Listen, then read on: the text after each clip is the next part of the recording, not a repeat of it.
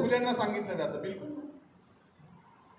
तुम्ही उत्तर प्रदेश मधल्या कुठल्या एखाद्या गावखेड्यामध्ये जाऊन बघा, तिथं एक टायवाला बाबा आणि दोन पगडीवाले बाबा सांगून तिथं फुले शाहू आंबेडकरांची विचारधारा जशी मी सांगतोय तशीच तिथे 108 वर्षाचा जीवन संघर्ष उत्तर प्रदेशामध्ये सांगितला जातो. बिहारमध्ये तर आता निवडणुका चालू आहे, तिथं रोज फुले शाहू आंबेडकर विचारधारा सांगितली जाते. तुम्ही राजस्थानला जा, गुजरातला जा, पंजाबला जा, हरियाणाला जा, कुठेही तुम्हाला काय सांगितलं जातं? फुले शाहू आंबेडकरांचा संघर्ष म्हणजे 108 वर्षाचा जीवन संघर्ष सांगितलं जातो. आपल्याकडे तर महाराष्ट्रामध्ये आपण काय म्हणतो, फुलेंचं तर आम्ही वारसच आहे, बरोबर ना आवडे साहेब? आम्ही फुल्यांचे वारस, आम्ही शाहूंचे वारस, आम्ही बाबासाहेबांचे वारस. पण काम एवढे दिवस गांधीचं करत होता, आता कुणाचं करतोय? गोळवळकरांचं. कुणाचं करतोय? गोळवळकरांचं काम करतोय. गोळवळकर, हेगडेवार, आता कोण आहे? भागवत आहे वाटतं, भागवतचं काम. आणि म्हणून तुम्हाला मला फुले शाहू आंबेडकरांची विचारधारा जर या देशामध्ये वाढवायची असेल, पुढे न्यायची असेल, तर फुले शाहू आंबेडकर विचारधारेवर काम करणारा पक्ष कुठला आहे? भारतीय जनता पार्टी आहे का? काँग्रेस आहे का? बीजेपी आहे का? किंवा तुम्हाला सांगतो काँग्रेस आहे का? कम्युनिस्ट आहे का? आम आदमी पार्टी आहे का? बहुजन समाज पार्टी? याचं यापुढे आपण समजून घेणार नाही, जे कासारे साहेबांनी गेल्या 4-5 तासामध्ये समजावून सांगितलं असतं. नाहीतर आपण काय म्हणतो, आता बापू म्हणतो माझा पाहुणा आहे, कासारे साहेब म्हणतो तो माझा पाहुणा आहे. तो माझा पाहुणा असेल, पण तो कुठल्या पक्षाचं काम करतोय हे फार महत्वाचं. ते जर बीजेपी मध्ये काम करत असेल, काँग्रेसमध्ये काम करत असेल, तर तो आपला पाहुणा जरी असला तरी तो आपल्या विचारांचा नाही, हे आपण समजून. मी काय सांगतोय समजतंय कासारे साहेब? म्हणून मला तुम्हाला सांगायचंय, राजकीय सत्ता जोपर्यंत तुमच्या माझ्या ताब्यात येणार नाही. काय लोक काय म्हणतात, जाऊ द्या आपल्याला राजकारणात काही इंटरेस्ट.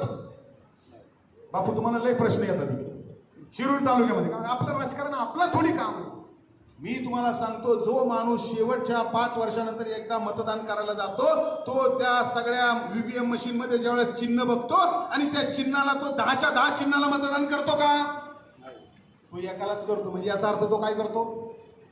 राजकारण करतो. जो मतदान करतो तो राजकारण करतो. मग माझं म्हणणं आहे, एका दिवसासाठी राजकारण कशाला करायचं? 5 वर्ष राजकारण केलं पाहिजे. आपल्या फुले शाहू आंबेडकर विचारधारेचं राजकारण केलं. नाहीतर मग परत आम्ही एखादं काही कार्यक्रम माहिती सांगायला गेलो, काही निरोप द्यायला गेलो, काही हँडबिल द्यायला गेलो, तर नाही साहेब आम्हाला ह्याच्यात वेळ नाही का? जर आपण 5 वर्ष फुले शाहू आंबेडकर विचारधारेचं काम केलं तर आपलं राज्य येऊ शकतं.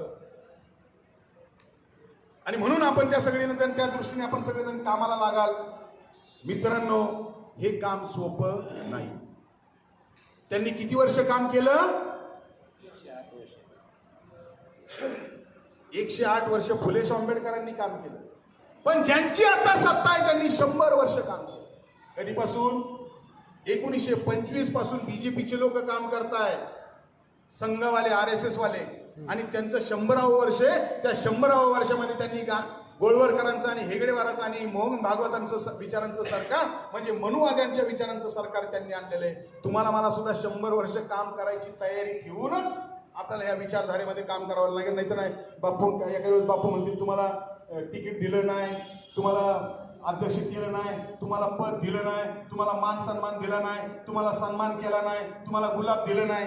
म्हणून आपण नाराज होऊन आपल्याला काम करायचं नाही. तर त्यांनी जसं 100 वर्ष विचारधारेवर काम केलंय, तसंच आपली सुद्धा विचारधारेवर काम करण्याची मित्रांनो तयारी ठेवली पाहिजे. आणि ती तुम्ही सगळेजण कराल. कासारे साहेबांचं खूप खूप मनपूर्वक अभिनंदन करतो. त्यांनी अतिशय कष्टाने मेहनतीने मुंबईवरून माणूस तुमच्यासाठी माझ्यासाठी आलेला आहे. आम्हाला यायला साहेब खूप उशीर झाला, त्याबद्दल तुमची दिलगिरी व्यक्त करतो. माझं तुम्ही 10 मिनिटं मला आवारे साहेबांनी सांगितलं, मला तुम्ही सहन केलं, त्याबद्दल तुमच्या सगळ्यांचे आभार मानतो. धन्यवाद. जय भीम, जय भारत.